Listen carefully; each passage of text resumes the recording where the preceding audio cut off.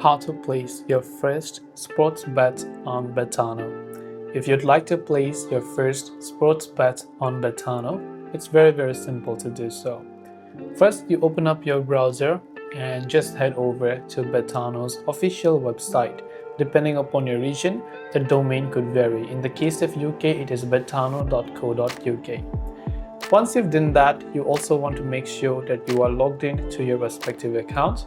And after you are logged in, these are the options that you will be able to see. From the left hand side, you can choose the type of game or a match that you'd like to place a bet on. You can use live betting, which is from the in-play option that you can see right here, but you can choose one of the leagues or the games that you'd like to place a bet on.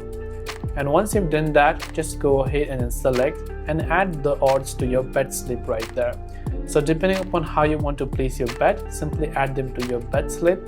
You can see the bet slip icon, it will be added over here, and once done, you will be able to place your first bet on Betano. So I hope the video helped you out, and if you have got any further questions, do feel free to also leave them down in the comment section below. As always, thanks for watching and see you soon in the next video.